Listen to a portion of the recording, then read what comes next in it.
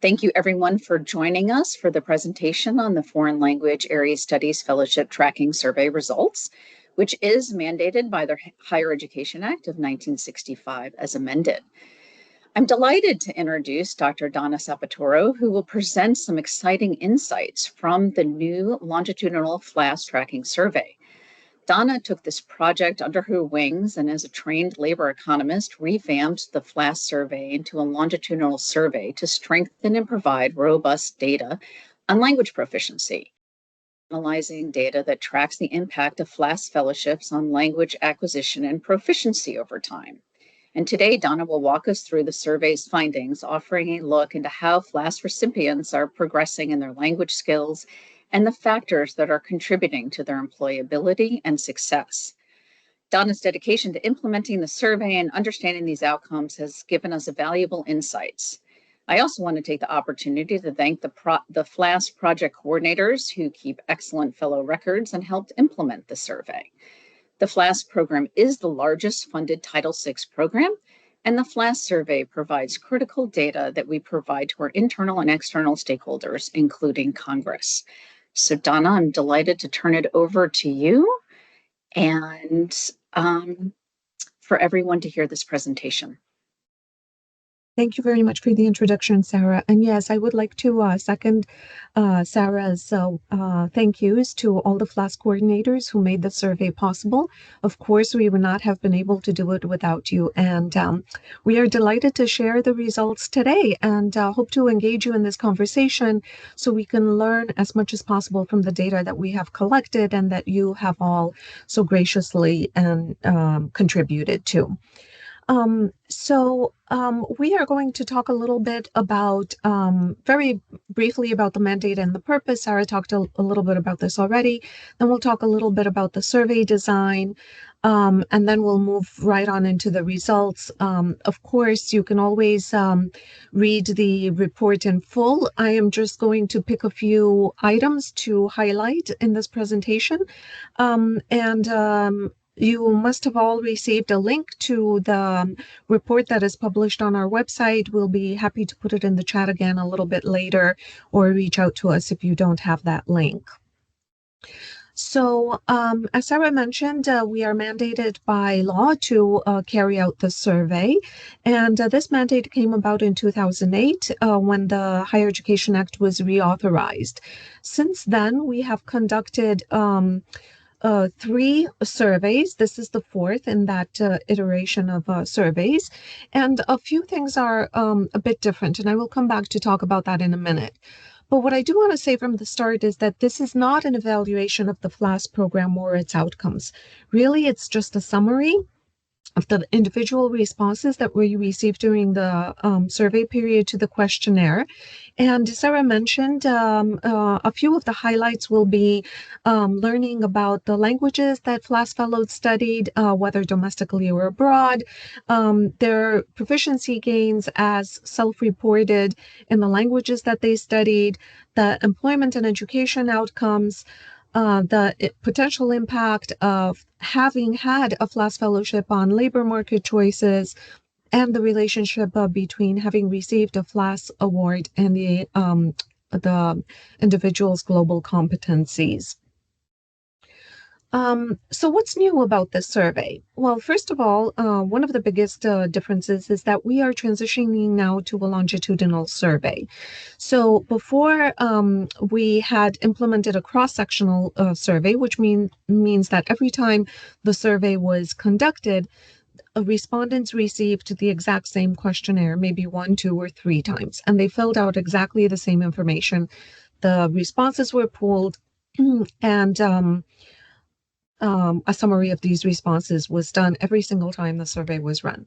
Now what we're planning to do is to have an initial intake survey that will include each fellow only once, where we will get comprehensive information about the fellow on their fellowships, some demographic information, some institutional information regarding the center that they received the award from, And then with a follow-up survey, we will only update this information.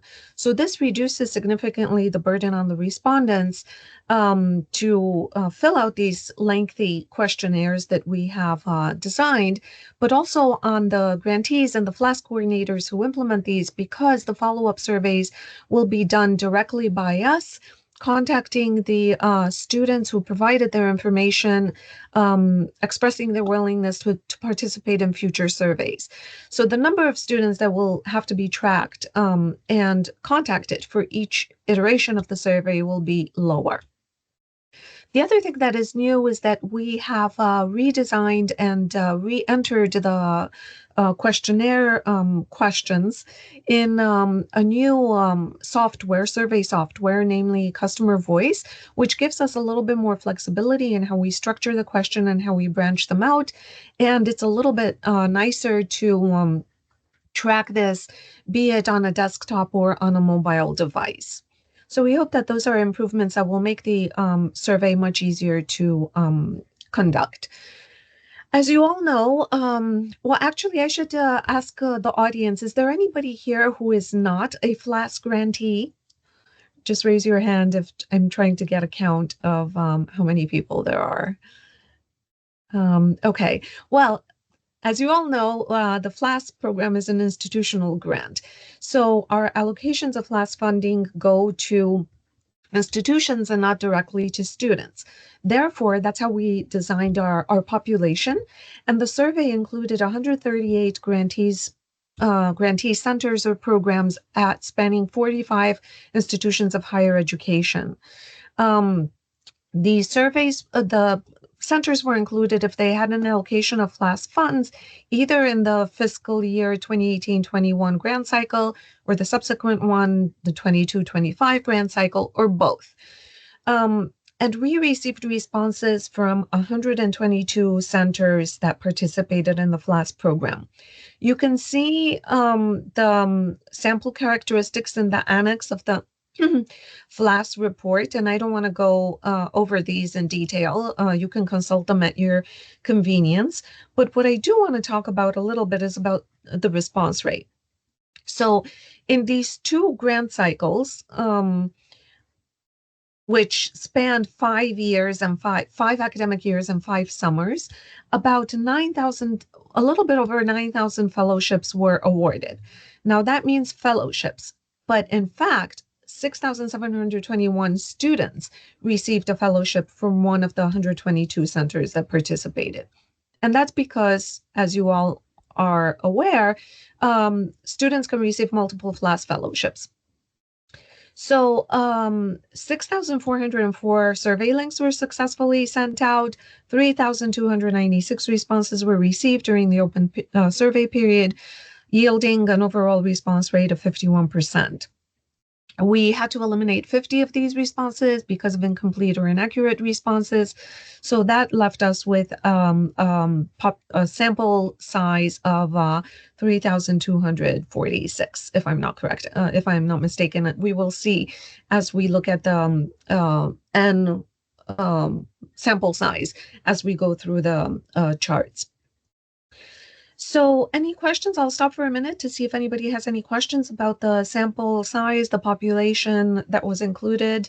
If not, I will move on to talk a little bit about the survey results. And these are the broad areas that we're going to cover in this presentation.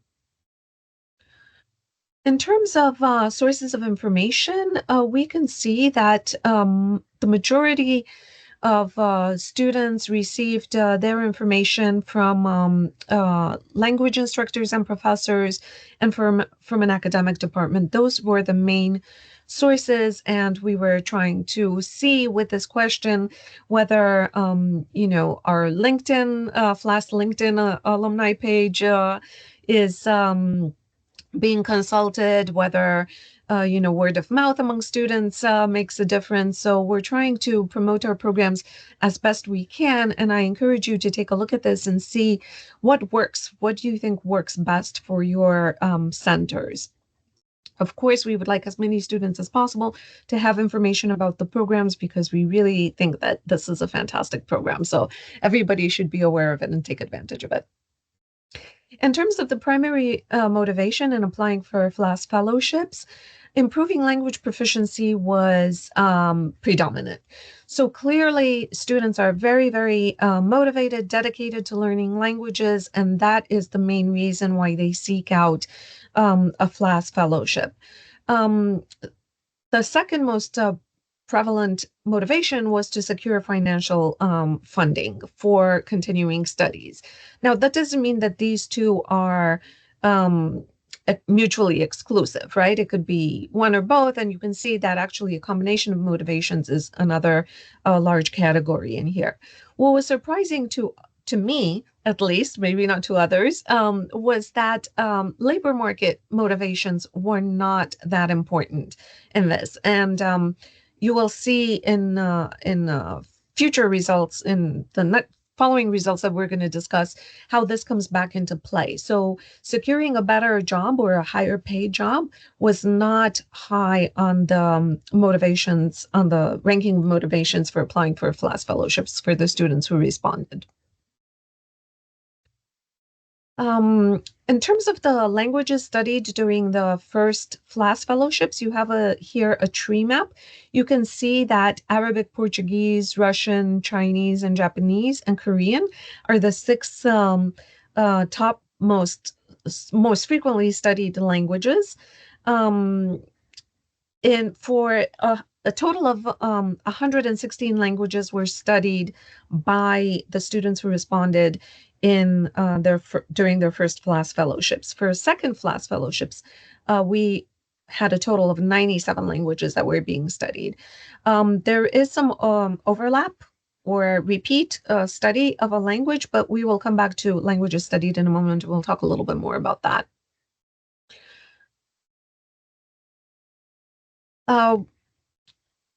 It was also surprising to me, I did not expect to see this, that the vast majority of students did not have a prior proficiency in or cultural connection to the target language studied during their FLAS fellowships. And the same holds true for the second language as well. Here you can see the results for the top 6 languages during the first FLAS language, and you can see the dark blue is no previous connection to the language. So only a few students did have that connection, and that was defined as having a cultural connection or having parents that were from that particular culture that spoke the language. What was not included in this was a romantic connection to the language. So having a romantic interest that spoke or was involved in the language. For language proficiency gains, we have some information from IRIS, which you all know as our digital reporting system, that shows us that 92% of all FLAS fellows that we have information on between 2009 and 2022 demonstrate a gain in their language proficiency as measured by the IRIS assessment instrument. And you all are probably, if you work with us, you all are familiar with this. This is a set of 35 questions that the language evaluators ask the students and assess whether they can complete a particular task or not, and they evaluate these with yes or no. So an increase in proficiency just means a one positive yes to in addition to the no's to pre compared to post language assessment. So it's not a very rigorous tool. It serves our purposes. We do very well with it, but it has some limitations. First of all, because it is a composite measure of proficiency, but also because it doesn't speak to the major components of learning a language, namely speaking, reading, writing, and comprehension. So for that purpose, we wanted to expand a little bit the information that we have about language proficiency gains of our FLAS alumni. And we turned to the Interagency Language Roundtable guidelines. You have a link in the PowerPoint presentation, which will be shared with you after this webinar, in case you're not familiar with it, that shows how they measure proficiency gains. And the guidelines use a scale that ranges from 0 to 5. You can see the different levels of proficiency there. And we asked our students to self-evaluate their proficiency at the beginning and at the end of each fellowship that they had, and report, to the best of their knowledge, self-assess to the best of their knowledge, where they were before and where they were after each fellowship. And this is one of my most favorite charts of all time from the survey. You can see here the pre and post fellowship proficiency for speaking for as reported by our respondents about their first FLAS fellowship. So in their target language that they were studying, you can see that the percentage of fellows who report higher levels on the ILR scale increases post fellowship compared to pre fellowship. So that's a really nice sign. You can see how the ribbons change position. Pre is the light blue. No, I'm sorry. Pre is the dark blue. Post is the light blue.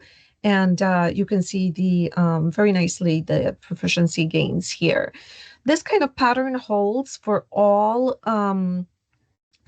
FLAS fellowships, so fellowships 1 through 4, or however many they had, but also for all components of language proficiency.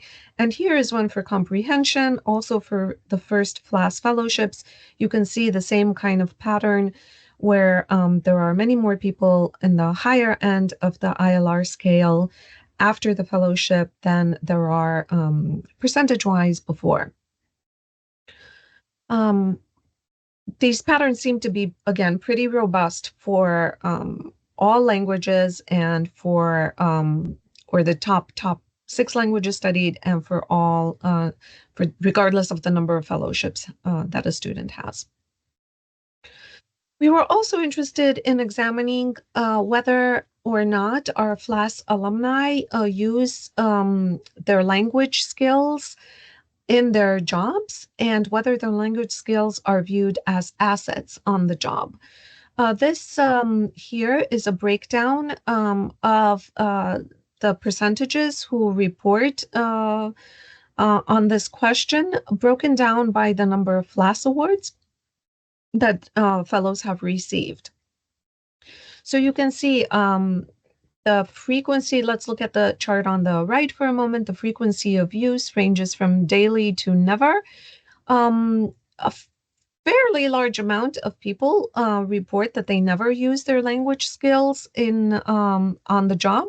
But if you add up the daily, weekly, and monthly percentages of people who use those, you can see that it actually is quite significant. It varies a little bit by the number of fellowships that a fellow had, but you have to keep in mind that the number of students who had 5 FLAS fellowships, FLAS awards, is very, very small. So our statistical results are perhaps not as robust for this category of the population. In terms of language skills being seen as an asset on the job, a large number of fellows report that these skills are being seen as an asset. And, clearly this reflects in the frequency of use as well. Pretty much similar patterns for area studies knowledge in the current job. However, the findings are greater and better for area studies skills being seen as an asset on the job. A larger percentage of students report that they are, in fact, an asset. Similar patterns, though, for the frequency of use on the job. Again, a little bit more robust for area studies knowledge. Any questions so far on language proficiency gains or the use of languages and area study skills on the job? Please feel free to raise your hand or put a question in the chat if you would like to interrupt. We'll also be taking questions at the end of this presentation. Um, Good. Let's move on to employment status, and then we can talk a little bit perhaps about, I don't know, I don't remember if I have anything in this presentation about education, but we will come back to that in a moment. So a large proportion of our respondents responded that they were either full-time or part-time employed in the labor market post-fellowship. Oops, excuse me, just went ahead. Um, Very few are unemployed, and a lot of our respondents, because this was an initial intake survey, um, a lot of our respondents are still in school. So we have to keep that in mind. We did not survey the students after they had graduated from the program that they were enrolled in at the time of the award, but rather we asked them questions about the fellowship, and some of them are still in school, either continuing to pursue the degree that they were enrolled in at the time of the fellowship or moved on to other forms of higher education. So we have to keep that in mind. A lot of the students, when we look at the sector, you will see a lot of the students are actually employed in universities. That is probably because they're working as graduate assistants in the universities where they're still studying. Uh, and this is also reflected in the fellows' tenure on the current job. Very, very few of them have had a long tenure on the job because, again, we are only going back 5 years at the most, and therefore they could not have been in the labor market for a very long time. In terms of the location of their employer, this map here shows where domestic employers for the FLAS fellows are concentrated. Again, a lot on the East Coast, some major centers on the West Coast, nothing surprising here. Again, remember that a lot of these students are still employed in the institutions where they were enrolled, so that's going to be reflected in this as well. Now, among those that have graduated and moved on, perhaps to work for employers abroad, you can see here the span of employer locations all over the map. We are delighted to see this, and we're hoping very much that the students are putting their language skills to use. Here's the chart I was talking about, which talks about the employment sector. The top one is four-year institutions of higher education. Some of these fellows may be employed again as graduate assistants, or they may have taken on faculty positions. The private sector is also a large employer, as is the nonprofit sector. The federal government accounts for about 8% of employment among the fellows that responded. Once again, any questions about this? If not, I will move on and take a look at some other things. So one question that we included in this current survey was whether or not having had a FLAS fellowship affected the type of job and the employment sector that the student has selected. And, you know, we hear anecdotally from a lot of our students that the FLAS fellowship had a major impact on their careers and it was life-changing. And we love to hear these stories, but we really want to see with hard data whether this is true or not. And you can see for sure from these bar charts here that having had a FLAS fellowship did affect the choice of type of job and employment sector. Students responded on a scale of 1 to 5, where 1 is not important at all, to 5, which is absolutely essential. And you can see that most of the responses are situated in the higher ranges of the bar chart, where fellows report that the FLAS fellowship was important or absolutely essential for the selection of type of job and employment sector. We also were we also were curious to see if, as I was talking earlier in the presentation, if having had a FLAS fellowship had an impact on the marketability in the job market. The results here were not very uh, interesting, so to say. So, for the impact of the language skills on marketability, you can see that students reported that um, these language skills were very important. About 34.6% of those who had 4 fellowships reported that. Only about 9% of those who had 1 award reported that. So it didn't seem that language skills were very, very important in marketability on the job, as defined as having applied for and received a job because of their language skills. The situation was even less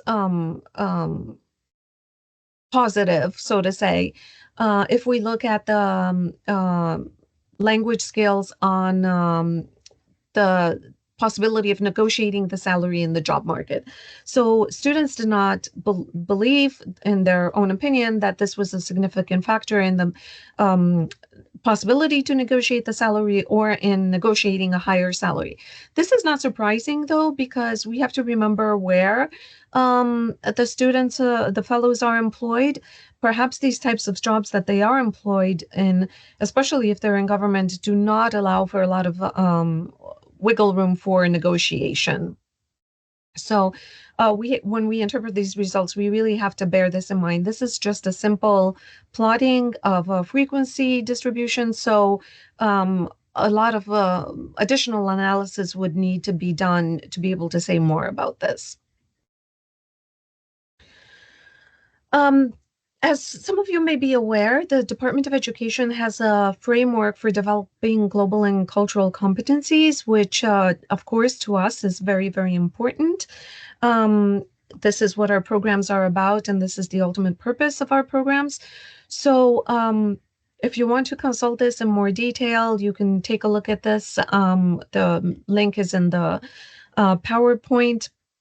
But framing our own questions on this framework, we asked students to respond to a question of whether having had a FLAS fellowship they believed affected their ability to speak in more than one language, whether it affected their socio-emotional and leadership skills, and a couple of other questions that I'll present in a moment.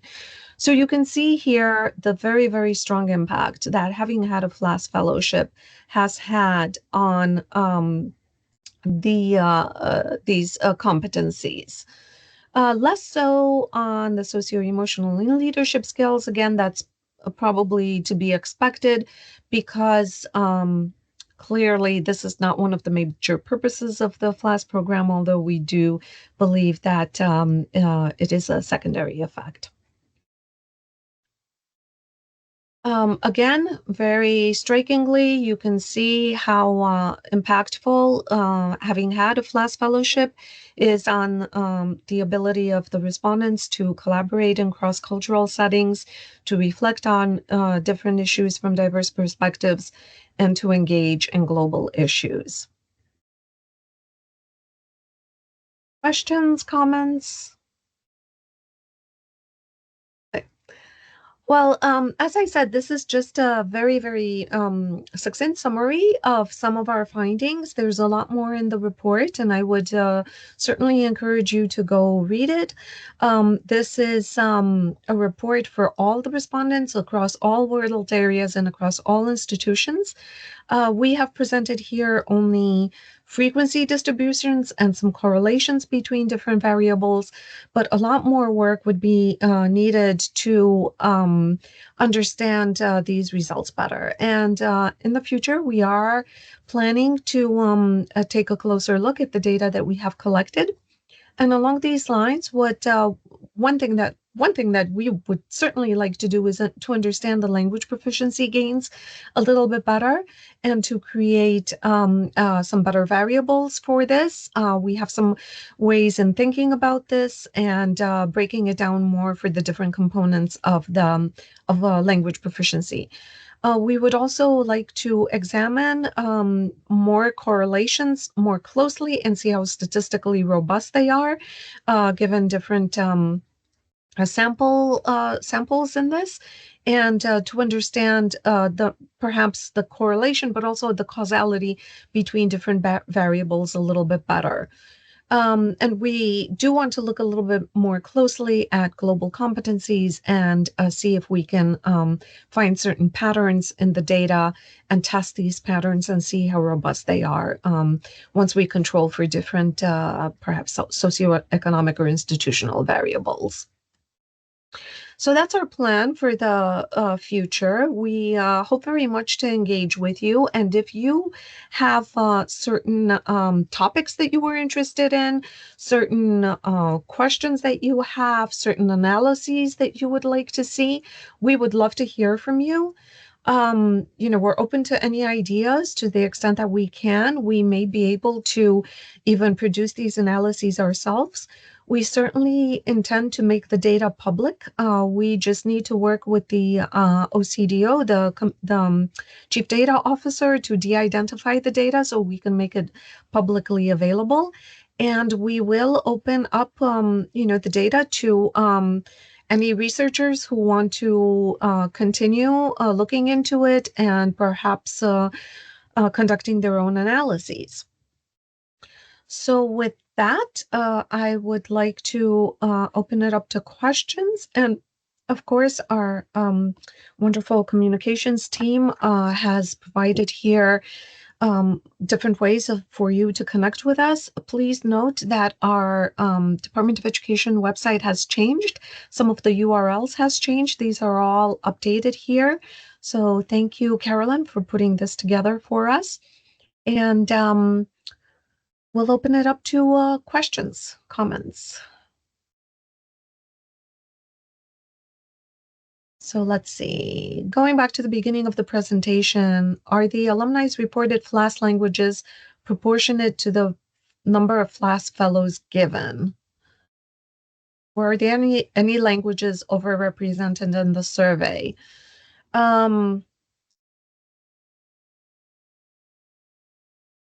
Right. We haven't looked at this yet, but that is a very pertinent question, and I will keep that on my list of things to look at. And please feel free to follow up with me, and I will intend to follow up with you once we have a chance to look at this. Okay, can we provide it broken down by world area? Yes, we have not done that yet. This is also on our list of things to do. And yes, we understand that this would be very helpful for you to advocate. So our intent was to be able to provide the data for every single institution exactly for this purpose. So we're working on that. Thank you for your patience.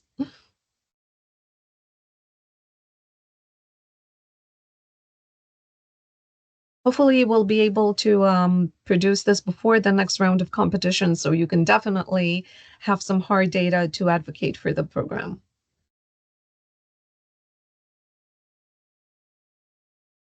Also, please feel free to come off mute and ask any questions directly if you wish.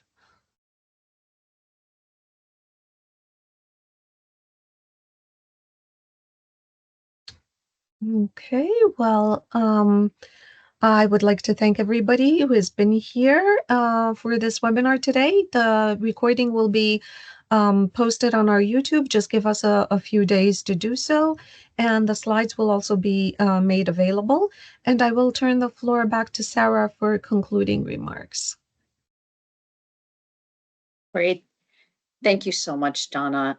It was an excellent presentation, and I am sure that all the participants this afternoon found it very illuminating. And This is so important that we continue to implement this survey, increase the response rate, and have this robust data in support of the FLAS program. So please continue to work with your fellows and keep good records so that when we implement the survey again in 2025, that we will be able to increase the participation rate even more. So with that, thank you so much. Are there any other final questions before we log off? All right, well, thank you again, everyone. Thank you, Donna and the team, and have a nice afternoon, everyone. Thank you, everybody. Have a good day.